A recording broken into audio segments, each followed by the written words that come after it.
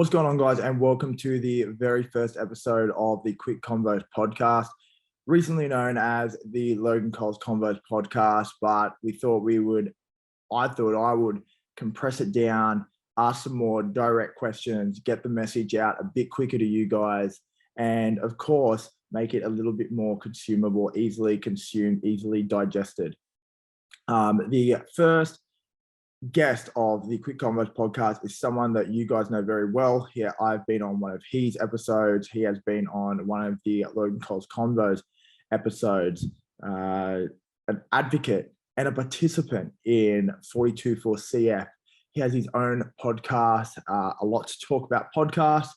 He is standing at 183 centimeters tall and weighing in at 83 kilos. I introduce to you guys Bradley Dryburgh. Hope you guys enjoy. Remember to follow the podcast, subscribe, and give it a review if you have a bit of time. Thanks. All right, man. What's going on? Mate, just living. Yeah. Good to be here. Good to be on the other side of the podcast setup as a guest for once, which is nice, and good to be here chatting to you. Well, you're going to be the first interview of the new Quick Convos podcast, so we may as well get straight into it because it is Quick Convos. So one of the first questions I am going to be asking is, how did you get started in podcasting? I feel like I've been doing this my whole life in a sense that I love to chew the fat. I love to just absolutely chew the ears off anyone who's around me or I've got the opportunity to chat to. And ultimately it started with a love for conversation, a love for helping people. I was in real estate at the time, and we done that through a real estate podcast to help young people understand and educate up in the space. And then when I figured out the tech side of it, and I was like, this isn't actually as hard and as scary as it looks, I sort of transferred that over to regular conversation. And as a guy without a platform, I guess I went local first, right? And you find the best stories that you can around you and what's accessible and what's within reach. And ultimately I found some amazing stories. Like, it's quite often that, like you would if you were sitting on a train on the way to work, or, you know, just sitting down at a bar next to someone new, you quite often find that strangers have often got quite interesting things to say. And in this case, you know, I was able to sit across from people for an hour or so and really chew the fat about life and their experiences and find a lot of value in that. And ultimately, that's where it began over 120 episodes ago now. Wow, that is a crazy number. Like, you've been hustling so hard, like with that stuff, and you obviously changed your name around and stuff like that as well, and just trying to find your niche. Over that time, what did you find what has been your biggest achievement so far? Biggest achievement in a podcast sense, I think, is just consistency. You know, like, it's been over 2 years now, chipping away at this, and ultimately, you know, the podcast and that decision to chase that in life and make that my direction has led to a bunch of great other things. And probably my biggest achievement from a life standpoint, I'm 25, heading into 26 this year. And, you know, I think if I look back at my 26 years on the planet, my biggest achievement is my charity event, 42 for CF. And, you know, having raised 76,000 for Cystic Fibrosis Australia, cause it's obviously very close to my heart. Having CF myself and getting through 2 marathons with bleeding lungs is something that I'd consider a relative achievement. Yeah, bro, that's massive. It's massive. And that's you should be super proud of that. Like, you've come so far, even from like when we did our first episode together, and then we did our like little muck around one. It's it's massive, bro. It's good. Right, it's crazy. It's crazy how much can happen in the space of a year or two. Like, there's that Tony Robbins quote, right? And it's like, most people overestimate what they can achieve in a year and underestimate what they can achieve in 10. And I understand that now, because I feel like whilst a lot has happened in 2 years of my life, every year it kind of compounds. It's almost like compounding interest. Yeah, like it feels like little steps. They're like times by 2 100%. Yeah, exactly. And think about, like, you look back at 26 years, you probably did nothing for the first 18. Like, it's really like what's happened in the last like 7 years, and like, look how far you've come then. Not like, look at like, oh, 5-year-old me wasn't achieving anything and like all that. It's like, in like just that small amount of time. You know what, man? I think it's funny because there's something to be said for, for me now, I almost see only the last 2 years as the last 2 years or the only 2 years of adulthood for me, because Yeah. it's really the 2 years that I stopped doing what I felt like society expected of me and took ownership of my life and made decisions for myself. It's like, it's not what I wasn't seeking approval for anything I done. I wasn't looking around and hoping that the room would give me a little nod or Standing a nudge. ovation. Yeah, in that direction. Exactly right. And I feel like I was doing that for the first 23, 24 years of my life. Right. It wasn't until I said, hey, I'm going to take the bull by the horns and this is the direction I want to head in, that things have really started to feel like achievements for me.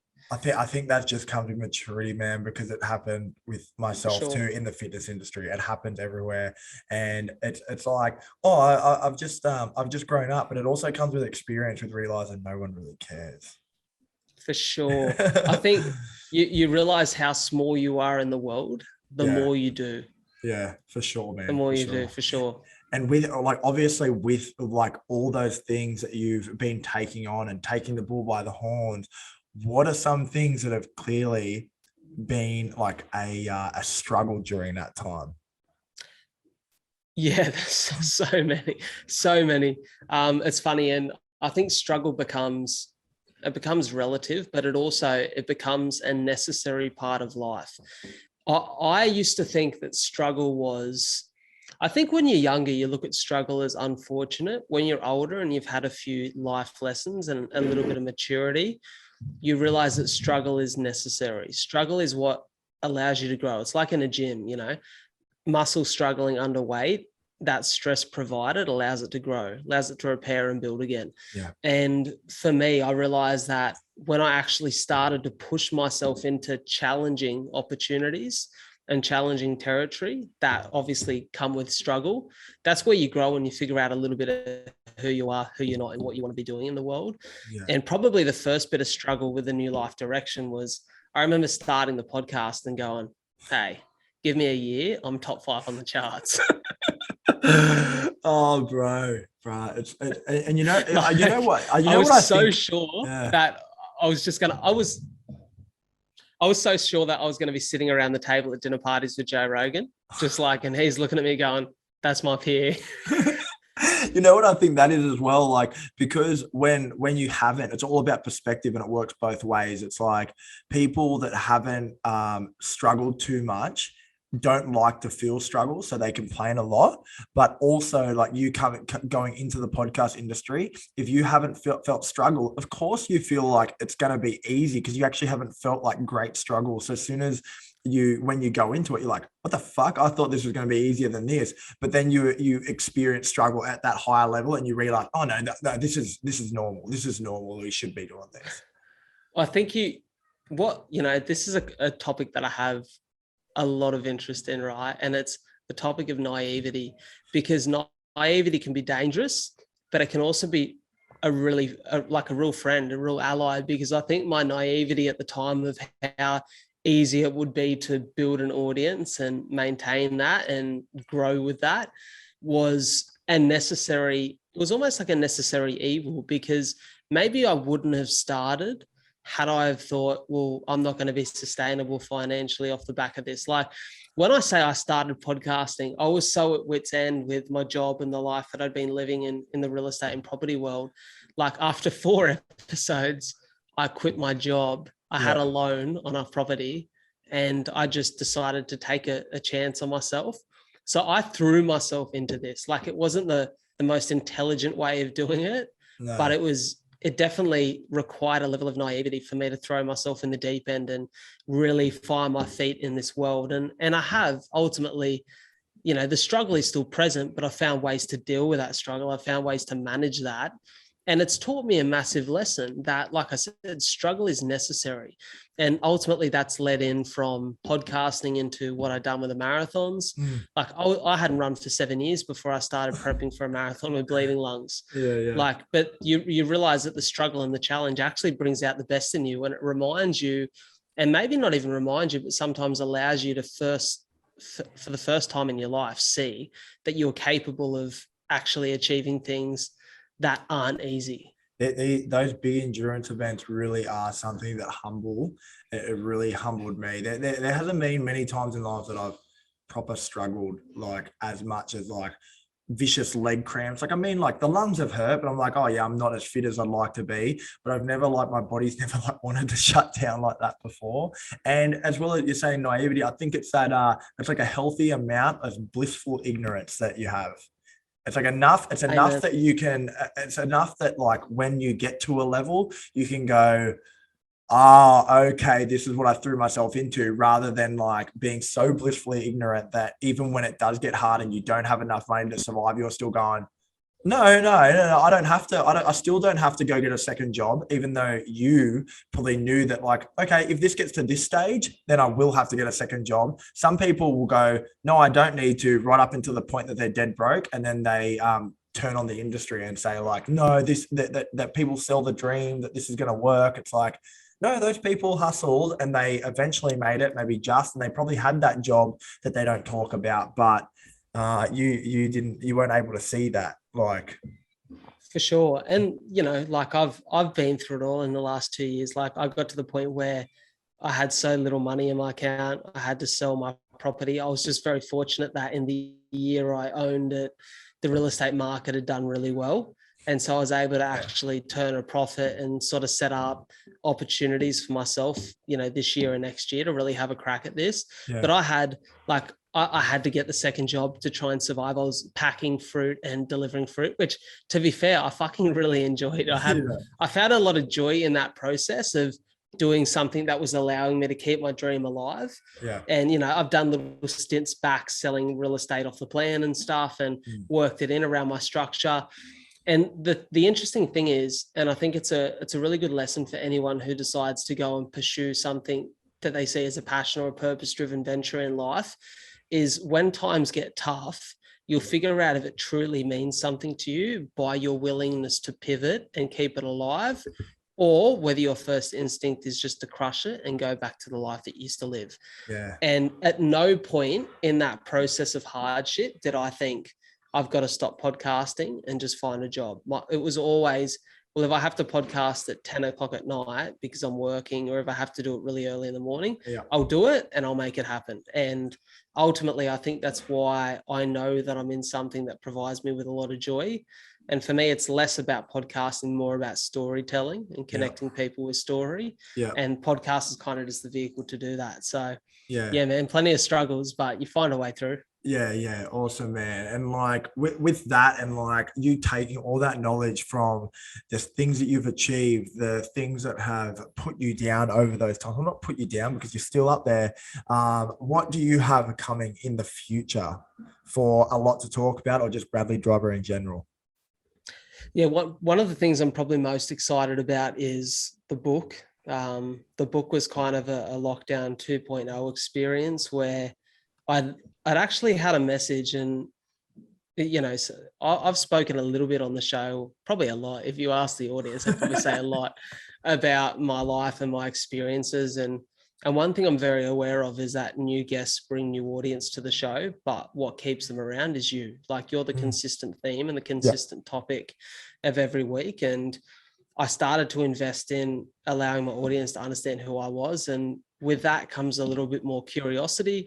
And with the marathon events come a lot of curiosity from people about, surprisingly, my childhood and when my mentality was born, when the resilience of my mindset was kind of crafted and created. And I had one girl who's a local girl, but I don't know all that too well, more so just acquaintances than anything. And she'd sent me a message on Instagram and just said, hey, I'd be really interested to hear a podcast on you talking about your childhood, where that mentality was born, and why you think and act the way that you do now when faced with something that requires resilience to tackle.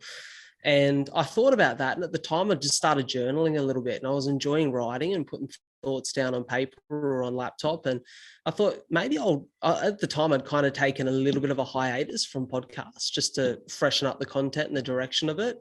And I thought, I might write about this. And so I sat down for a week, and after 5 days, I'd written 20,000 words.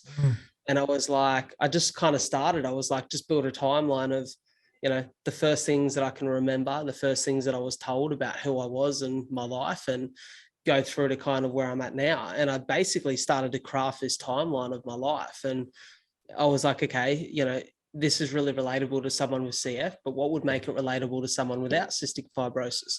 Well, the pain points of life, relationships, growing up, the growing pains of trying to figure out who you are in the world and what you're meant to be doing, finding jobs that don't fulfill you and make you feel like you've got a lack of meaning in life, and then figuring out what gives you that sense of feeling alive and what makes you get up in the morning with a smile on your face. And I really started to write about my whole experience in the first 25 years of my life. And I got to a point where I thought this could be something special. And I started to read certain parts and send certain parts to people who are, I guess, well-versed in reading. And I started to get some, what I'd like to think was critical, but really good feedback about, oh, this is actually, I think a lot of people, when you tell people you're writing a book, they're like, yeah, righto, everyone's writing a book. And then I started to get some feedback that was kind of like, hey, this could be something pretty special. And then just before the last marathon, I was on Sunrise, the morning show. Sunrise nearly gets like 1 million live viewers every morning. And I was on there for 3 minutes with a weatherman sitting back. And I had a bunch of people reach out on socials and connect on Instagram. And one of the people that did was actually the founder of a publishing company down in Melbourne. And they sort of sent me a message and said, hey, have you ever thought about writing a book? And I was like, funny you ask, I'm 85% of the way there. And ultimately we started to connect and have meetings. They offered me a publishing deal. I don't know if it's a right fit. I've literally got to sit down and actually put some thought into what's going to fit best for me. And me being not as blissfully ignorant about the process right now is, if I was Matthew McConaughey, you're probably going to sell a couple million copies. You just do whatever's the easiest. But, for someone like myself who, is a bit of a no one in the scheme of, who being, world recognized or world known, who wants to make the most out of this book, marketing who I am is a big part of that. So I've probably got to look at a deal that really offers a lot of that. And so, man, that's probably one of the things that I'm really looking forward to the most, and just continuing to grow the show. Like every week and every month, it feels like there's opportunities to get, really exciting guests in the fold. And at the moment, there's a few coming up that are really exciting and, really respected in their fields and their area of expertise. And I just know the audience are going to be fizzing over that. So I'm excited, man. It's going to be a really good couple of years ahead. Well, it sounds like a big future ahead, Yeah, for sure. And just continuing to better myself as a person. Like the charity event 42 for CF means the world to me. The fact that I can raise money for a cause that is obviously super close to my heart and that I've been able to do relatively well with, but a lot of people don't have the same reality as me. They're quite sick and unwell. So to be a bit of a beacon of light for those people and continue to raise funds and just continue to hopefully better other people's lives by sharing my experiences and the experience of others who are doing that in their own. Yeah. All right, man. So just to start to wrap things up, there's a part here I know that you might not be prepared for, but it's more about something a little bit more confrontational. And I'm going to take it easy on you for this one, but being an endurance athlete, and you've run a number of marathons, what do you think some people in this day and age could take from experiencing such a hard event or a hard life event? You've had plenty in your time, not just marathons, but also your illness as well. And what do you think people could take from that in this day and age to make them stronger? And how would they react differently in this time where a lot of people are struggling? Yeah, I think 2 really important lessons that I've learned throughout the course of this, right?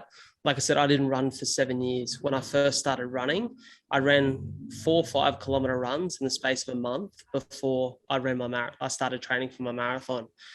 Every one of those 5 kilometers felt like it was almost impossible to get to the finish line, right?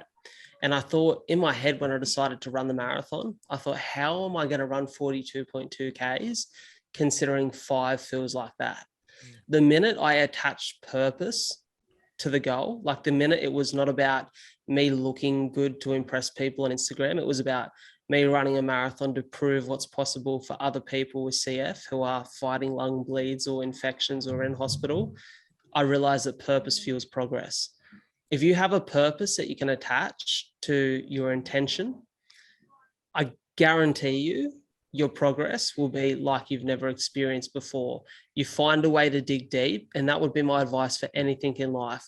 Whatever you're trying to achieve, don't look outside of yourself for motivation or for purpose or meaning.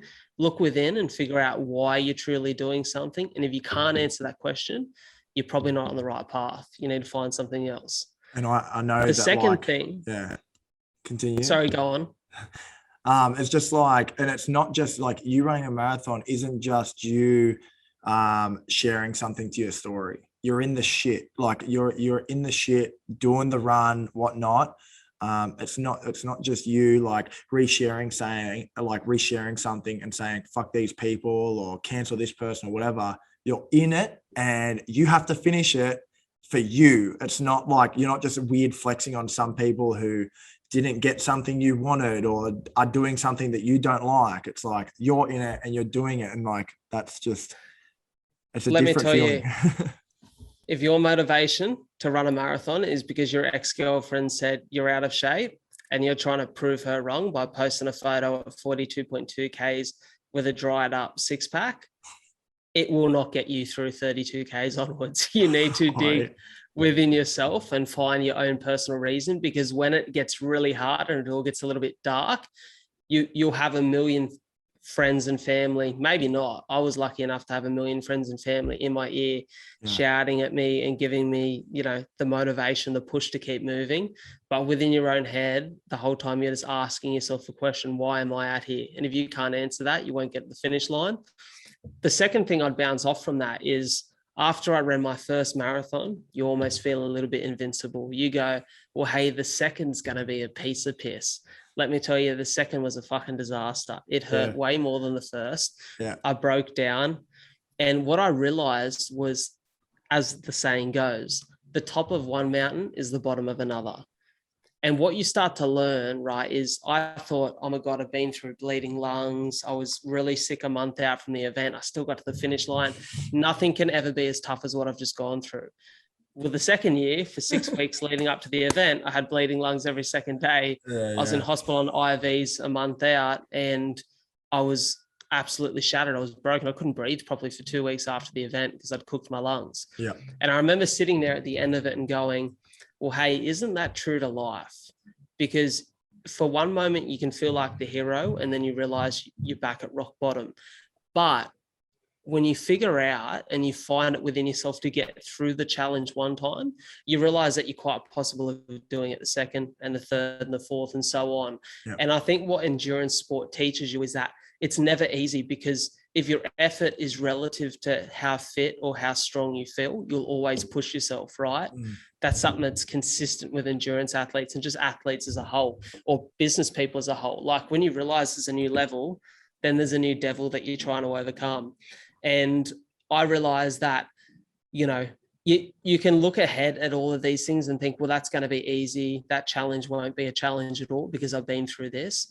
But let me tell you, when you feel like you can't see through the other side, when you can't see the finish line of the obstacle that's in your way, if you can see your next step, just take that, just keep moving. And there's a level of resilience that comes with training for endurance that allows you to just take that next step, just to keep moving forward. And ultimately, that's what life is, right? We all have these finish lines and these massive goals that we see for ourselves. But if you're setting your goals high enough, you never really get there, but you're just moving in the right direction. And I think that's a lesson for me.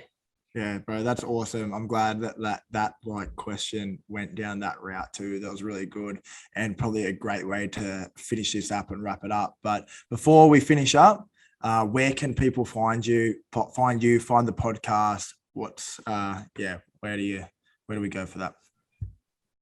Yeah, well, look, probably the easiest way to find everything I do is just through Instagram. I've got one single Instagram page. It's the hub of my podcast content, the marathon stuff, the book stuff once it comes out. My handle is at Bradley, Bradley, the letter J, and then Dryburgh, which is Dryburgh. Or maybe you can search the captain and it'll pop up. I don't know. But because that's my name on Instagram. But pretty much that's a hub of all things. The podcast is called A Lot to Talk About. If you search that on any good podcast platform, you'll find it there. And yeah, just stoked for anyone who wants to come along and follow the journey. And I try to interact as much as possible without finding myself detached from the world around me. But I love it, man. That's kind of the hub of it all. And I pretty much share little bits of all my life on that platform. So come along for the ride. All right, man. Well, awesome. Thank you so much for the chat. And until next time. The pleasure's been mine.